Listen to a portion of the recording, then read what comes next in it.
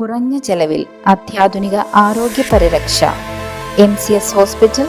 We take care of your health.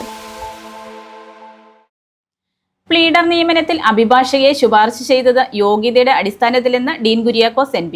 K Babu തന്റെ പേര് പറഞ്ഞത് വിവാദം ആക്കേണ്ടതില്ല, ഒളിച്ചുവെക്കേണ്ട കാര്യമില്ലെന്നും MP. സർക്കാർ പ്ലീഡർ സ്ഥാനത്തേക്ക് ജിയോണ ജെയിംസിനെ ശുപാർശ ചെയ്തിരുന്നുവെന്ന് സമ്മതിച്ച ഡീൻ കുര്യാക്കോസ് MP. അഭിഭാഷകയെ പരിചയമുണ്ടെന്നും യോഗ്യതയുടെ അടിസ്ഥാനത്തിലാണ് നിയമനമെന്നും MP എന്ന നിലയിലാണ് ശുപാർശ ചെയ്തതെന്നും ഡീൻ മാധ്യമങ്ങളോട് പറഞ്ഞു. 2022 മുതൽ ലോയേഴ്സ് കോൺഗ്രസ് പ്രവർത്തകയാണ് ജിയോണ. പിണറായി വിജയൻ കേരളം ഭരിക്കുമ്പോൾ ജിയോണ ലോയേഴ്സ് കോൺഗ്രസിലുണ്ട്. അതാണ് താൻ അവരിൽ കണ്ട യോഗ്യത. കോൺഗ്രസിൽ എപ്പോൾ എത്തിയെന്നത് നോക്കേണ്ട കാര്യമില്ല. സന്ദീപ് വാര്യർ പാർട്ടിയിൽ വന്നപ്പോൾ ആരെങ്കിലും എതിർത്തോ? UDF-നൊപ്പം നിന്നാൽ ആരായാലും അംഗീകരിക്കുമെന്നും ഡീൻ കുര്യാക്കോസ് കൂട്ടിച്ചേർത്തു. ഈ വിഷയത്തിൽ ഈ ജിയോണ എന്ന് പറയുന്ന അഭിഭാഷകയെ റെക്കമെൻഡ് ചെയ്ത ഒരാൾ ഞാനാണ്. അതിനകത്ത് സംശയമൊന്നുമില്ല. ഞാൻ ബഹുമാനപ്പെട്ട മുഖ്യമന്ത്രിക്ക് അദ്ദേഹം നിയമവകുപ്പ് കൈകാര്യം ചെയ്യുന്ന മന്ത്രി എന്നുള്ള നിലയിൽ ശുപാർശ നൽകിയിട്ടുണ്ട്. പ്രത്യേകിച്ചും ഈ നിയമനം എന്ന് പറയുന്നത് ഇത് പരീക്ഷയുടെ അടിസ്ഥാനത്തിൽ നടക്കുന്ന ഒരു നിയമനമല്ലല്ലോ.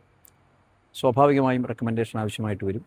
യോഗ്യതയുടെ അടിസ്ഥാനത്തിൽ സെലക്ഷനും ആവശ്യമായിട്ട് വരും. ഇതൊരു സെലക്ഷൻ പ്രോസസ്സാണ്. ശുപാർശ നൽകിയിട്ടുള്ള വ്യക്തി എന്നുള്ള നിലയിൽ എനിക്ക് 100% ബോധ്യത്തിൻ്റെ അടിസ്ഥാനത്തിലാണ് ആ ഒരു പോസ്റ്റിൽ സ്യൂട്ടബിൾ ആയിട്ടുള്ള ഒരാളാണ് ഈ അഭിഭാഷക എന്ന് ബോധ്യപ്പെട്ടതിൻ്റെ അടിസ്ഥാനത്തിൽ തന്നെയാണ് ഞാൻ ബഹുമാനപ്പെട്ട മുഖ്യമന്ത്രിക്ക് ശുപാർശ കത്ത് നൽകിയത്. അവരുടെ പശ്ചാത്തലം നോക്കിയിട്ടില്ല എന്നൊരു വിമർശനമാണ് ഇപ്പോൾ വരുന്ന. ഒരു പഴയ SFI ബാക്ക്ഗ്രൗണ്ട് ഉള്ള ആളാണ് എന്നാണ് പറയുന്നത്. ആ വിഷയത്തെക്കുറിച്ച് സംസാരിക്കുമ്പോൾ കുറച്ചുകൂടി വിശദീകരിക്കേണ്ടതായിട്ട് വരും. എന്തുകൊണ്ടെന്നാൽ നമ്മുടെ മുൻപിൽ ഇപ്പോൾ ഒരു കാര്യം വരുമ്പോൾ ഇപ്പോൾ നിങ്ങളല്ലെങ്കിൽ ചോദിക്കുന്ന ചോദ്യം മുൻകാലഘട്ടത്തിൽ SFI ആണോ KSU ആണോ എന്നുള്ളതാണ്. ഇപ്പോൾ എന്നെ സംബന്ധിച്ചിടത്തോളം അവർ അഭിഭാഷക എന്നുള്ള നിലയിൽ ഞാൻ പരിചയപ്പെടുന്നു. അവർ എൻ്റെ അടുക്കൽ വരുമ്പോൾ അവരേത് സംഘടനയിൽ പ്രവർത്തിക്കുന്നു, അവരുടെ ബാക്ക്ഗ്രൗണ്ട് എന്താണ് എന്നാണ് ഞാൻ അന്വേഷിക്കേണ്ടത്. എനിക്ക് 100% ബോധ്യപ്പെട്ടു അവർ ഇന്ത്യൻ ലോയേഴ്സ് കോൺഗ്രസ് എന്ന് പറയുന്നത് കോൺഗ്രസ് പാർട്ടിയുടെ ഔദ്യോഗികമായിട്ടുള്ള അഭിഭാഷകരുടെ സംഘടനയാണ്. ആ സംഘടനയിൽ 2022 മുതൽ ആക്റ്റീവ് മെമ്പറായി പ്രവർത്തിക്കുന്ന വ്യക്തിയാണ് അവർ. അത് 100% എനിക്ക് ബോധ്യമുണ്ട്. ഞാൻ ബോധ്യപ്പെട്ടു.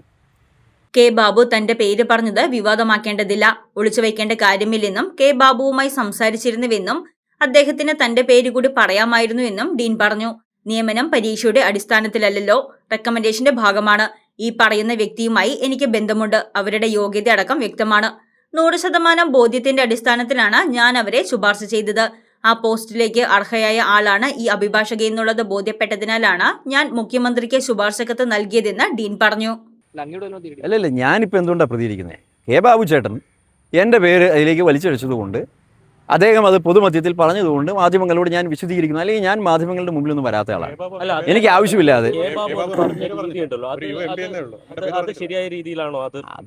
അത് അദ്ദേഹത്തിൻ്റെ ശൈലിയിൽ അദ്ദേഹം പറഞ്ഞു എന്നേ ഉള്ളൂ. അതും വലിയ വിവാദമാക്കേണ്ട കാര്യമൊന്നുമില്ല. ഏതായാലും അദ്ദേഹം ഒളിച്ചു കിട്ടില്ലാതെ പറഞ്ഞു. ഞാൻ അദ്ദേഹത്തോട് സംസാരിച്ചാണ്, ഫോണിൽ സംസാരിച്ചു. അദ്ദേഹം എന്നെ ഫോണിൽ വിളിച്ചു. അദ്ദേഹം ആ പേര് കൂടി അങ്ങ് പറഞ്ഞാൽ മതിയായിരുന്നു.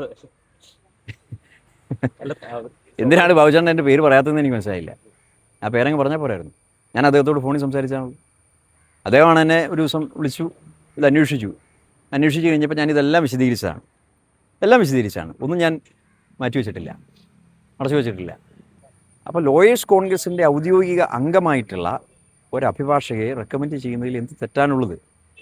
പിന്നെ മുൻകാലഘട്ടങ്ങളിൽ അവർ ഇനി SFI ആണോ KSU ആണോ എന്നൊക്കെ ചോദിച്ചു കഴിഞ്ഞാൽ അവർ എന്തു ആയിക്കൊള്ളട്ടെ എന്നുള്ളതാണ് എൻ്റെ അഭിപ്രായം. കാരണം അവർ 2022 മുതൽ പിണറായി വിജയൻ കേരളത്തിൻ്റെ മുഖ്യമന്ത്രിയായി കേരളം അടക്കി ഭരിച്ചുകൊണ്ടിരുന്ന സമയത്ത് ഇന്ത്യൻ ലോയേഴ്സ് കോൺഗ്രസിൽ അംഗമായി ഒരു അഭിഭാഷക പ്രവർത്തിക്കുന്നു എന്ന് പറഞ്ഞാൽ അതൊരു അയോഗ്യതയായി എനിക്ക് തോന്നുന്നില്ല. നിയമനത്തിൽ സതീശനെതിരെ തുറന്നടിച്ച KSU സംസ്ഥാന പ്രസിഡന്റ് അലോഷ്യസ് സേവ്യർ രംഗത്തെത്തിയതിലും ഡീൻ പ്രതികരിച്ചു. അലോഷ്യസ് സേവ്യറിന്റേത് അജണ്ടയാണോ എന്ന ചോദ്യത്തിന് അജണ്ടയാക്കുന്നവർ ആക്കിക്കോട്ടെ എന്നായിരുന്നു ഡീനിന്റെ മറുപടി. News desk Muvattupuzha news. സ്വർണം വിൽക്കുവാൻ ഏറ്റവും നല്ലത് നമ്മുടെ അച്ചയൻസ് തന്നെ. കേരളത്തിലെ നമ്പർ 1 ഗോൾഡ് ബയേഴ്സ് അല്ലേ അച്ചയൻസ് ഗോൾഡ്. എപ്പോഴും അച്ചയൻസ് ഗോൾഡിൽ ഒന്നാന്തരം വിലയിൽ സ്വർണം വിൽക്കാം. അത് നേരാ. അച്ചയൻസ് ഗോൾഡ് ആകുമ്പോൾ വിശ്വസ്തതയുടെയും കൃത്യതയുടെയും കാര്യത്തിൽ വിശ്വസിക്കാം. വിൽക്കുന്ന സ്വർണത്തിന് കൂടിയ വില കിട്ടും. എല്ലാ ഇടപാടുകൾക്കും സമ്മാനങ്ങളും ഉണ്ട്. അച്ചയൻസ് ഗോൾഡ് 20 വർഷത്തെ പാരമ്പര്യം, 26 ഷോറൂമുകൾ. കോൾ 8590046916.